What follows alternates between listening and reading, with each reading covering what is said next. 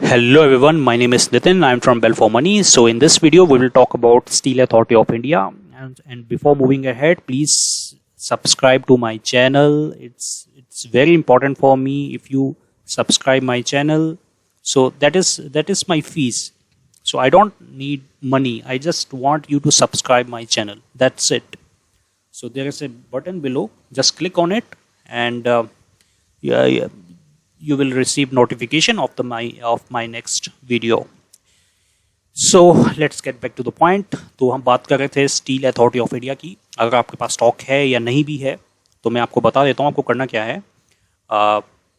देखिए, ये सिंपल एक कंसोलिडेशन है. ऊपर का लेवल जो रेजिस्टेंस का है वो मेरे अकॉर्डिंग 145 के आसपास ही है रेजिस्टेंस इसमें, और नीचे का सपोर्ट जो है वो 118 के आसपास है. ठीक है, तो इसके नीचे अगर क्लोजिंग देता है स्टॉक, जो कि इसने क्लोजिंग दी भी थी, डेली कैंडल अगर आप देखेंगे तो एक बेरिश कैंडल बनी थी नीचे, एंड फिर अगेन एक बुलिश कैंडल नेक्स्ट डे बन गई. तो इट मीन्स के सपोर्ट लेवल तो अब नहीं टूटने वाला, क्योंकि सपोर्ट लेवल बहुत स्ट्रॉन्ग है ये वाला. तो अब मुझे क्या चाहिए, मुझे सिर्फ 145 से ऊपर एक डेली कैंडल की क्लोजिंग चाहिए. ठीक है, 145 से ऊपर एक डेली बुलिश कैंडल की क्लोजिंग चाहिए, और एक ही नहीं चाहिए, मुझे दो बुलिश कैंडल की क्लोजिंग ऊपर की चाहिए. जिस दिन दो बुलिश कैंडल की क्लोजिंग ऊपर की आ गई, 2 दिन लगातार 145 के ऊपर क्लोज हो गया स्टॉक, तो नेक्स्ट इमीडिएट टारगेट इसका 187 या 185 से 187 हो सकता है. दैट इज़ फॉर श्योर, और वो 1-2 दिन में आ जाएगा. ठीक है, तो एक बार वीकली चार्ट भी देख लेते हैं. वीकली चार्ट भी यही कह रहा है कि ऊपर का जो रेजिस्टेंस है इसमें, उसमें ब्रेकआउट आने ही वाला है, और कभी भी आ सकता है स्टॉक में ब्रेकआउट. तो इसको बेचने की गलती बिल्कुल भी मत कीजिएगा. तो इसमें देख लेते हैं वीकली चार्ट जो है क्या बोल रहा है. इसमें भी कंसोलिडेशन है, ऑब्वियसली होगा. डेली में है तो वीकली में भी होगा. तो अब मुझे क्या चाहिए, अब मुझे 145 से ऊपर एक बुलिश कैंडल की क्लोजिंग चाहिए वीकली में. सिर्फ एक बुलिश कैंडल की क्लोजिंग वीकली में चाहिए. ठीक है, तो 187 तो आ ही जाएगा, that is for sure. And उसके बाद कहाँ जा सकता है स्टॉक, वो भी देख लेते हैं.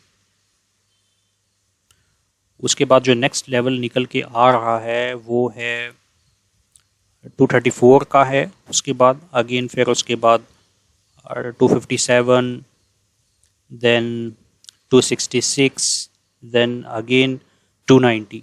ठीक है, तो ये कब आ जाए कुछ नहीं पता, बहुत जल्दी भी आ सकता है. तो स्टॉक मत बेचना आप. और टेक्निकली मैंने आपको समझा दिया है, फंडामेंटली भी स्ट्रॉन्ग जो स्टॉक है वो बहुत बहुत स्ट्रॉन्ग होता जा रहा है. ठीक है, तो कोई लॉजिक नहीं बनता है स्टॉक को अपने पोर्टफोलियो से निकालने का.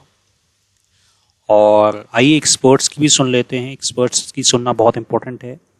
जो एक्सपर्ट्स हैं लाइक जो मिस्टर राकेश सर हैं, वो क्या बोलते हैं इस स्टॉक के बारे में, मेटल्स के बारे में वो क्या बोलते हैं, वो भी सुन लेते हैं. उसके बाद आप अपना डिसीजन ले सकते हैं. और इस वीडियो को कंप्लीट देखना, और लास्ट में मेरा चैनल सब्सक्राइब कर लेना वीडियो अच्छा लगे तो. सो सब्सक्राइब करना मत भूलना, प्लीज़ प्लीज़ प्लीज़. और आइए देखते हैं मिस्टर राकेश सर क्या बोलते हैं. Why are you not bullish but extremely bullish on metals? Well, because I think the commodity cycle has turned, and the valuations of some of the metal stocks is a joke. I mean, look at cement and steel. Shree Cement is 40 times earnings, and Tisco is expensive at 6 times earnings. This is Tisco, this is not Prakash Steel. And I think there is going to be a very big upsurge in the steel cycle and in other commodity cycles. That's why I'm so bullish, and they are ridiculously valued. The definition of a commodity bull and a bear market is that When there is a bull in market in the commodity, commodity producers make money.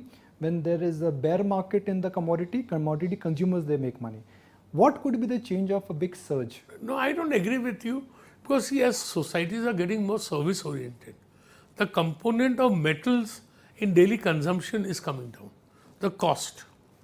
In America, if you drink a coffee of $3, the coffee rate is 3 cents. So I don't think that consumers are going to lose if commodity prices go up. And whether whoever loses or wins, it's a natural product of economics that if you do not get, if the returns are lower than cost of capital, then no fresh capacities will come up. And as more and more mankind develops, the usage and requirement of commodities just goes up. There are two critics or naysayers in the market. One, people who belong to the island called Inflanistan. Pardon? There are two naysayers in the market. One, those who are worried about inflation, and second, who are worried about valuations. Let's address both. How realistic should one be about a fear of inflation coming back? Well, I think for a country like India, 4 to 6% inflation is healthy and good. And I don't see inflation beyond that point in India. Even globally? See, globally, the world is a mystery. I asked Mr. Raghuram Rajan also. You know, Japan has done the biggest money printing in the world. But inflation just doesn't come there. Why is that happening? Nobody has an answer. One is because, according to me, efficiency is coming. Second thing is because when the number of consumers don't go up, it's demographically linked. Right? That is the biggest mystery of the world. I think P's in America, if the 10-year is to deal at, trade at 2%, then a 50p in America is justified. So therefore, it is very difficult to predict why, to know. Even I asked Mr. Rajan, he said he also can't understand it.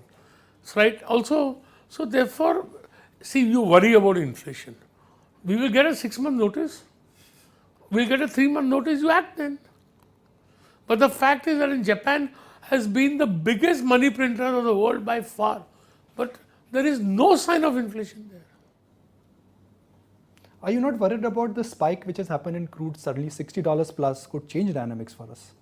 See, part of it is because of temporary reasons, because of the cold in America, these being the winter, and at some price the oil consumption will come, the oil production will come back. It's an artificially suppressed price. See, I see commodity oil prices between $60 and $70. I don't see it beyond that. So your bull market thesis will not get punctured even if oil stays in and around 60. You are comfortable if oil stays here in your... Even at 70. What's the problem? So welcome back. तो आज का video आपको कैसा लगा, आप please मुझे comment करके बताना और चैनल को सब्सक्राइब कर लेना। नीचे सब्सक्राइब का बटन है, लाइक करना ना करना लेकिन सब्सक्राइब जरूर कर लेना चैनल को। So thank you very much for giving your precious time. मिलते हैं नेक्स्ट वीडियो में। Take care, bye bye.